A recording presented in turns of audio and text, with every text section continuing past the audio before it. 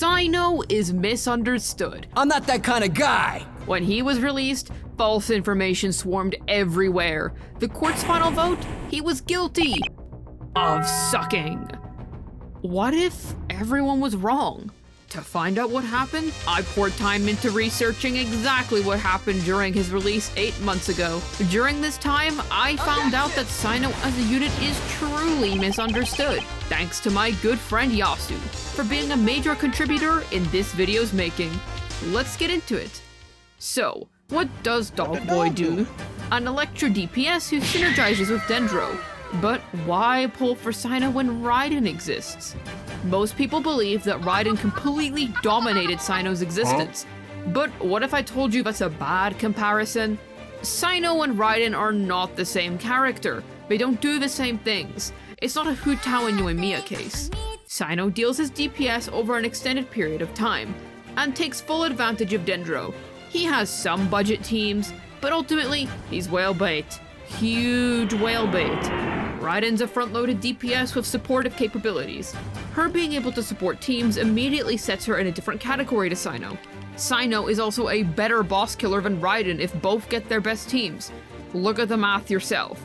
They are using their best teams. Link for the calcs will be in the description. Now, have a look at some C2 calcs.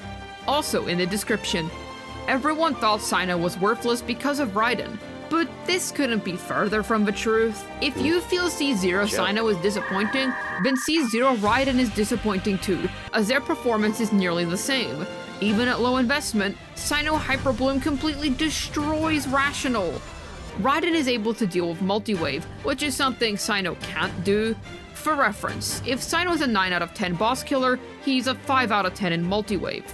If Ryden's 8 out of 10 in boss killing, she's an 8 out of 10 in multi-wave. Cyno is capable of handling AoE scenarios. His burst attack cover a wide range of area which let him hit many enemies.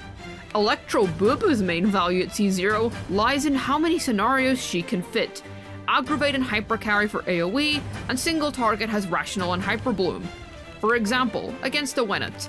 Ryden's quick front-loaded DPS will be more useful than Cyno's lengthy burst rotations, but thinking Cyno was bad purely because of Ryden is misinformed. Even I underrated Cyno before. Next up we have Cyno, who I'm gonna put here below Rosaria. Thing is that Ryden just beats him in every aspect. There's no reason to use Cyno if you have Ryden, and subsequently, there's no reason to use Cyno. It didn't help that at release, everyone played Aggravate, then compared his performance to Kaching.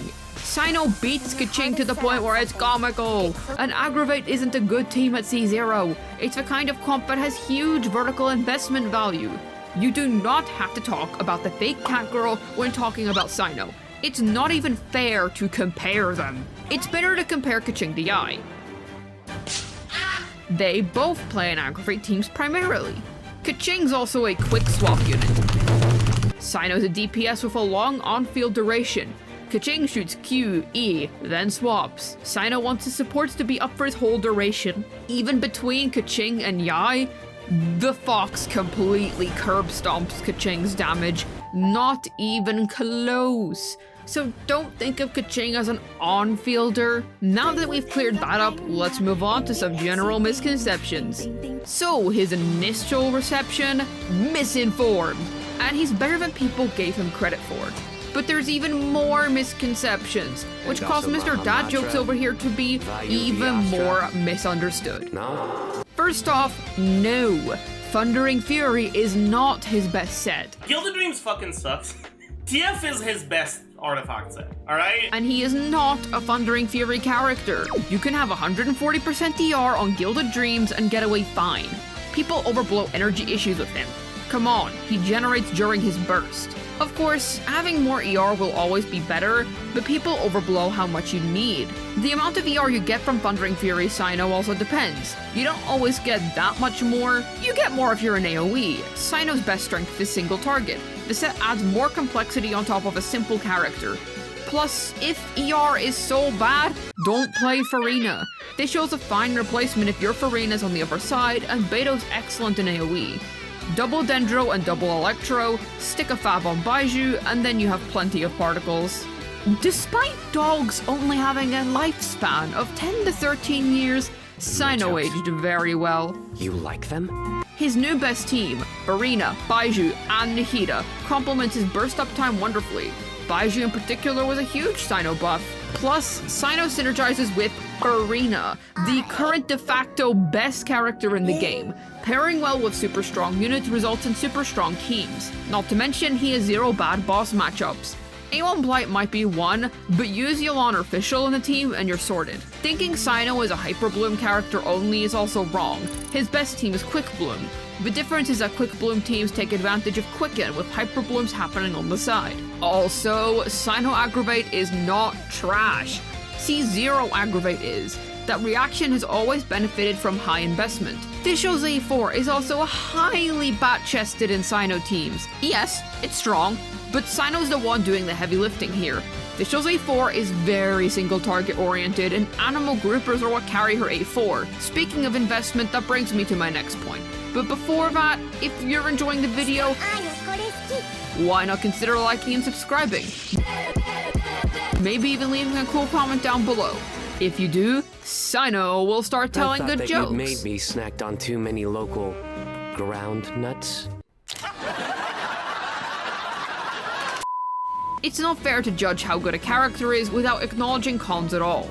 For example, C0 Cyno is underwhelming compared to C2 Cyno. You know what else? C0 Ryden is underwhelming compared to C2 to 3 Ryden.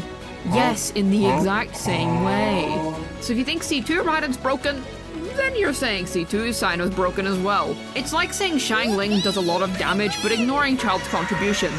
And that makes no sense. They both do roughly 50% of International's total damage.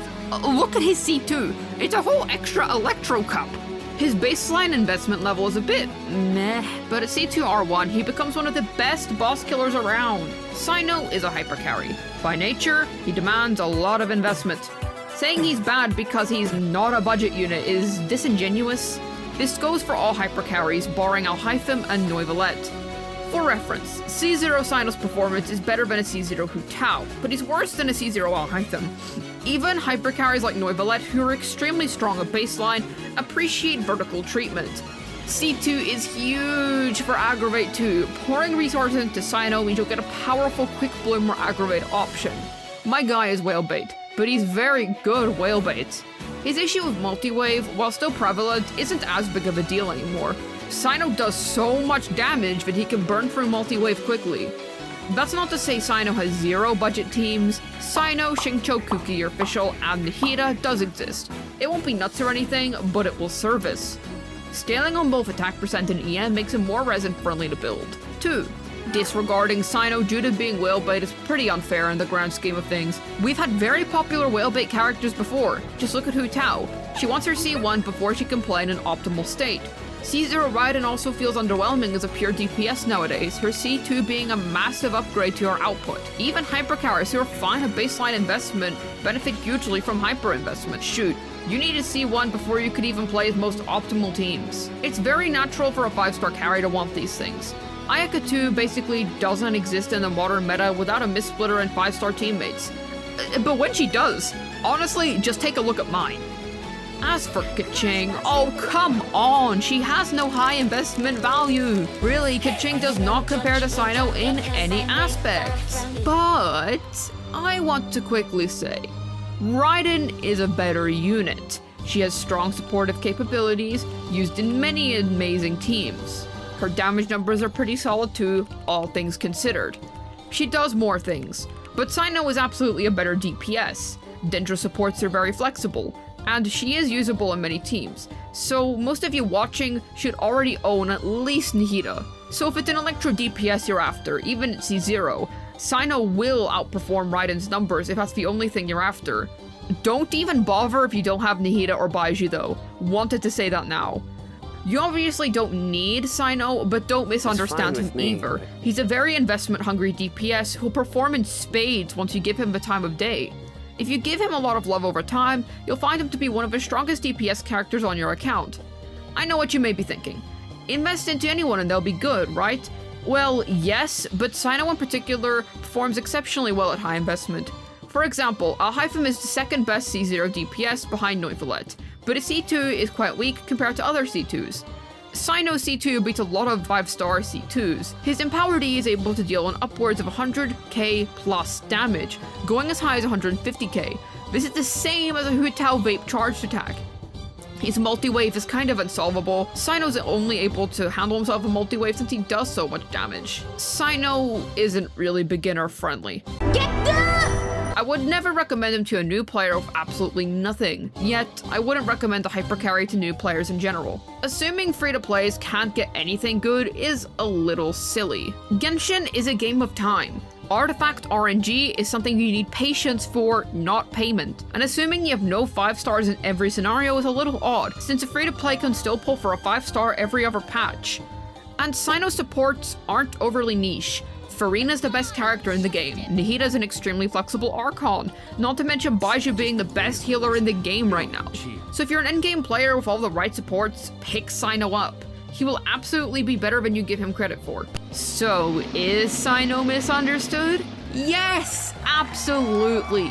Everybody regarded him as a useless unit due to the existence of Ryden and Kaching, but he out DPSs both, and it's mostly a matter of people not understanding. Hyper carries need investment. When he came out, he lacked proper supports, but now he's gotten all the tools needed to shine. So in my opinion, if you're willing to put the time into him and are willing to get his best supports, give Cyno a try. He'll perform far better than you might think. He'll be howling with damage. Well then, this has been Juice, signing out, and I wish you all a day full of true justice.